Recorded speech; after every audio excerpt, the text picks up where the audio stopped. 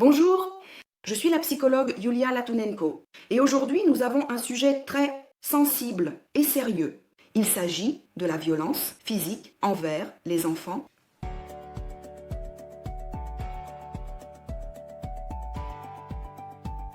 Plus précisément des coups ou des gifles infligés aux enfants qui ne sont pas considérés comme de la violence physique pour une raison quelconque, car certains enfants disent « non, on ne m'a pas frappé, on m'a seulement parfois battu, donné une gifle ». Une seule fois, mais ce n'est pas un passage à tabac. Et certains parents disent aussi qu'ils n'ont pas frappé leurs enfants, mais seulement donné des gifles. Mais alors, qu'est-ce qu'une gifle si ce n'est pas de la violence physique? À quelle catégorie d'influence peut-on attribuer une gifle si ce n'est à la violence physique? Et saviez-vous que des psychanalystes français ont mené des recherches sur l'intensité émotionnelle avec laquelle un jeune enfant réagit à une gifle quand elle dépend de ses parents et devient si ce type de violence physique qui, pour une raison quelconque, n'est pas considéré comme de la violence physique. Ainsi, le résultat mentionné dans son livre par Françoise Dolto, psychanalyste française, est frappant. L'enfant, par l'intensité de ses émotions, une gifle ou une claque, comme nous disons, l'enfant vit cela comme une femme violée. Ce sont exactement ces émotions. L'enfant les porte dans son cœur. Alors, pourquoi ne qualifions-nous pas les gifles ou les claques de violence physique? Non, c'est exactement comme cela que ça s'appelle. Donc, s'il vous plaît, si vous avez déjà eu recours, ne serait-ce qu'une fois, aux gifles ou aux claques, reconnaissez que vous avez exercé de la violence physique sur votre enfant, sur un enfant qui dépend de vous, émotionnellement, matériellement, qui ne survivra pas sans vous. Donc cet enfant sera obligé de supporter cette violence et l'intégrera dans sa vie, le modèle selon lequel la violence, c'est la norme pour les relations proches, la violence, c'est l'amour. C'est pourquoi, à l'âge adulte, nous voyons ensuite comment de nombreuses personnes qui, apparemment, n'ont pas été battues par leurs parents, mais seulement giflées, agissent les unes envers les autres, violence physique ou psycho-émotionnelle. Très souvent, les parents disent ensuite que tout le monde élevait les enfants de cette manière auparavant. Tout le monde donnait des gifles, des tapes, tout le monde frappait, nous ne savions pas, nous n'avions aucune information. Mais tout cela est une justification de la violence au minimum.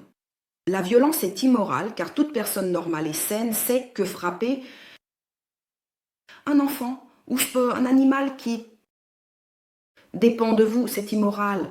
Et dans une plus large mesure, c'est un crime. Donc la première chose à faire est de ne pas éviter, de prendre conscience de ce que vous avez fait à votre enfant. Et même si vous avez donné des gifles, il faut reconnaître ce que vous avez fait, la violence physique envers votre enfant, et vous excuser, sincèrement.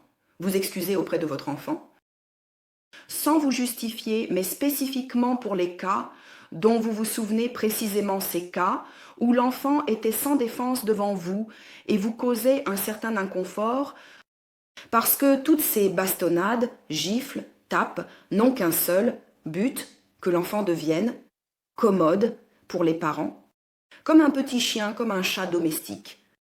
Et si les parents savaient qu'un enfant, comme un pitbull, peut se défendre en s'accrochant à une jambe ou en mordant très fort, je pense qu'ils cesseraient leur violence. Et c'est précisément pour cela que je considère cela immoral, car les parents savent que l'enfant ne ripostera pas, car il est dépendant, car il est faible. Il faut donc le reconnaître ainsi. Nous ne sommes pas parfaits. Et si cela s'est produit, reconnaître sa faute et en parler à son enfant, s'excuser sans se justifier, car très souvent les parents s'excusent de cette manière. « Oh, aujourd'hui c'est le jour du pardon. Pardon, si je t'ai offensé d'une manière ou d'une autre. » Ce n'est pas une excuse c'est une formalité qui ne porte aucune charge émotionnelle. Donc, ce n'est pas une excuse, c'est juste une formalité où la personne dit « Eh bien, si tu t'es imaginé que je t'ai offensé, parce que je ne sais pas si je t'ai offensé ou non. Alors, excuse-moi si tu te sens ainsi, te sens mal, mais je ne sais pas si je t'ai offensé ou non. » Tout cela est une formalité où les parents commencent à s'excuser en se justifiant et disent « Eh bien, j'ai dit ça parce que tu étais désobéissant. » Ce n'est pas une excuse, c'est une accusation. Eh bien, je te donnais des gifles parce que tout le monde faisait ça chez nous. Nous ne savions pas comment il fallait faire. J'ai eu une vie difficile. Ce n'est pas une excuse, c'est une justification de la violence. S'excuser correctement auprès de ses enfants doit être fait sincèrement et sans justification. Et même dire que je suis vraiment désolée que cela soit arrivé et que je l'ai fait. Il n'y a aucune excuse pour cela, parce que je te donnais des gifles alors que tu étais un petit être sans défense, ou je te frappais carrément. Mais peu de parents sont capables de reconnaître leurs fautes. La plupart des parents minimisent leurs responsabilités en disant « nous ne frappions pas, nous donnions seulement des gifles », mais chaque gifle, nous ne savons pas comment elle résonnera dans le cœur de l'enfant et comment elle influencera ensuite sa psyché. Car dans ma pratique, j'ai vu une personne qui, durant toute sa vie, n'a reçu qu'un seul coup de corde à sauter de la part de ses parents, et cette personne présentait des signes de psychopathie. Elle n'a plus jamais été frappée, mais la violence émotionnelle était également présente. On la mettait sur du sarrasin dans un coin et on lui donnait un tabouret, la forçant à le tenir dans le coin pendant des heures. C'est aussi une forme de maltraitance émotionnelle et les parents ne considèrent pas cela comme de la violence. Ils disent « Nous n'avons pas frappé notre enfant, nous l'aimions, nous faisions tout pour elle, nous vivions pour elle. » Mais tout cela est de la violence physique et émotionnelle. Si vous prenez conscience de toutes vos erreurs, vous devez simplement vous excuser auprès de votre enfant et ainsi alléger la suite. Ça évite. Abonnez-vous à ma chaîne, mettez un pouce bleu à cette vidéo ou un pouce rouge. Si vous n'aimez pas le contenu que je propose, soyez sincère dans vos réactions. Donc, si vous visitez ma chaîne pour la première fois, je vous invite à vous abonner. Vous trouverez ici beaucoup de contenu honnête sur la psychologie. Eh bien, nous continuons. Que se passera-t-il pour les parents qui ont exercé des violences physiques sur leurs enfants? Chacune de nos actions a sa conséquence. Et donc, même une seule gifle à un enfant aura sa conséquence. Ainsi, la première conséquence est que l'enfant est traumatisé. Les coups, la violence physique ou émotionnelle peuvent la laisser coincée dans ses traumatismes d'enfance et la rendre peu sûre d'elle, se détester, ne pas trouver de partenaire normal pour la vie et traiter ses propres enfants de la même manière car elle n'a pas de modèle de relation saine et normale avec un enfant. Elle peut être une perdante, manquer de confiance en elle, ne pas atteindre dans sa vie. Certains de ses rêves ne pas se réaliser. Du tout, simplement vivre sa vie comme ses parents, vivre sans remplir sa vie de quoi que ce soit d'intéressant.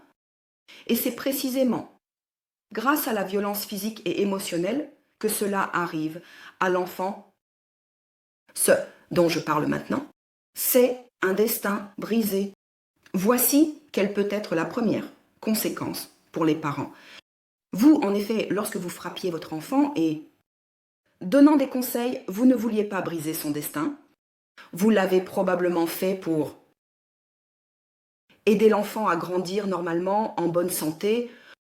Mais admettez que lorsque nous frappons des enfants sans défense, nous servons en réalité notre propre ego. Et en réalité, nous ne faisons pas du bien à nos enfants, nous faisons du bien à nous-mêmes pour que les enfants soient dressés, pour que les enfants soient convenable pour que les enfants ne nous dérangent pas. Voilà pourquoi nous frappons nos enfants. Un enfant qui a subi ne serait-ce qu'un minimum de violence physique et émotionnelle de la part de ses parents aura des problèmes émotionnels dans sa vie adulte. Elle peut elle-même devenir un agresseur ou elle peut rencontrer plusieurs fois des agresseurs comme partenaires. Elle ressentira la solitude, elle ressentira un vide intérieur et essaiera de combler ce vide avec différentes substances chimiques, de l'alcool, des drogues, en fumant, des cigarettes ou en ayant des troubles alimentaires, par le sexe, où elle essaiera simplement de combler ce vide avec quelqu'un en absorbant cette personne et en créant pour elle-même l'illusion que quelqu'un l'aime, si j'absorbe ou si je suis absorbée. Quelqu'un m'aime. C'est un chemin de sacrifice, c'est un chemin de tolérance à la violence, car c'est ce mode de vie que les parents montrent à leurs enfants lorsqu'ils les giflent, les humilient, les punissent de manière dégradante, comme en les faisant rester debout sur du sarrasin. Un tel enfant peut passer toute sa vie piégé dans le piège de son traumatisme d'enfance, eh bien, à moins qu'elle ne se retrouve soudainement dans le cabinet d'un psychologue. Et alors, quelque chose commencera à changer. Mais cela peut ne pas arriver. Et la personne peut rester infantile et sous-développée jusqu'à sa mort. Est-ce cela que vous vouliez pour vos enfants? Vouliez-vous vraiment briser le destin de votre enfant, de l'enfant, lorsque vous frappiez votre enfant sans défense? Pensiez-vous vraiment que vous faisiez quelque chose de bien pour elle? Car toute violence se trouve à l'opposé du bien. C'est un crime. En plus, l'enfant peut grandir en étant un échec, un amas de problèmes. La deuxième conséquence que vous obtenez en ayant recours à la violence physique sur votre enfant, c'est le même comportement envers vous, comme vous vous êtes comporté envers l'enfant. C'est-à-dire que l'enfant, peut-être par sentiment de culpabilité que vous avez inculqué dès le plus jeune âge dans son esprit, elle peut vous appeler juste pour la forme, pour cocher la case, mais en réalité, elle ne voudra pas communiquer avec vous. Cela se produira uniquement pour ne pas se sentir coupable, car les enfants savent que les parents enclins à la violence savent manipuler le sentiment de culpabilité, mais ce n'est pas sincère, c'est encore une fois une violence envers soi-même. L'indifférence de l'enfant est enveloppée dans un emballage de culpabilité. Voici la vérité sincère, voici la conséquence qui attend les parents qui ont eu recours à la violence physique et émotionnelle de la violence. Mais l'enfant qui a été accusé, manipulé par la culpabilité, peut ne jamais vous le dire, à moins qu'il ne consulte un psychologue et ne commence sa psychothérapie. Mais vous ressentirez toujours qu'il n'y a pas assez d'attention de la part de l'enfant, pas assez de temps que l'enfant souhaite consacrer à communiquer avec vous. Évite la communication, vous ressentirez de la solitude et un sentiment d'inutilité pour l'enfant. Mais c'est exactement ce que vous avez montré à l'enfant comme modèle de relation proche. L'enfant ne construit pas cela par lui-même. Ainsi, dans les relations, l'enfant adopte ce modèle que les parents lui ont montré de manière visible et évidente depuis l'enfance. Si vous avez frappé votre enfant et même donné des gifles minimales, vous risquez de passer votre vieillesse dans la solitude, attendant les maigres gestes de votre enfant qu'elle fait par culpabilité, juste ces rares appels ou des interactions non sincères avec vous. En réalité, un enfant ne peut pas vouloir communiquer avec une personne sans ressentir de culpabilité, mais simplement par amour, quand elle a subi de la violence de la part de ses parents. Donc, ne comptez pas sur un verre d'eau sincère dans votre vieillesse, si dès vous avez frappé votre enfant ou lui avez donné des gifles. Cela se produira, peut-être sans sincérité, ou peut-être que vous ressentirez une solitude totale. Les risques sont très élevés. Comme beaucoup de personnes qui viennent me voir, dans la consultation des personnes déjà adultes qui ont un fardeau, tels que des parents qui ont causé des violences physiques et qui ont besoin d'être prises en charge dans la vieillesse, sans préoccuper. Et alors comment, d'une certaine manière, être leurs parents, c'est-à-dire échanger les rôles. Et ces enfants disent, vous savez, j'ai très honte d'admettre que mes parents sont morts et que je me suis sentie soulagée, qu'au lieu de tristesse et de larmes, j'ai ressenti de la joie. Et ils ont peur de ces sentiments, car ils ne réalisent pas que il n'y avait pas de lien émotionnellement proche créé avec les parents qui est le véritable amour sincère. Ne traitez pas votre enfant comme un fardeau gênant, et alors vous ne serez pas un fardeau. Pour vos enfants dans votre vieillesse, aimez vos enfants sincèrement sans recourir à la violence physique. Et alors vous recevrez en retour dans votre vieillesse une affection sincère. Aimez l'enfant, pas pour la forme, ni par culpabilité. Avec vous, c'était la psychologue Yulia Latunenko. Abonnez-vous à ma chaîne pour recevoir beaucoup d'informations utiles en psychologie. Et n'oubliez pas non plus de mettre un j'aime ou un je n'aime pas si vous n'êtes pas d'accord avec quelque chose.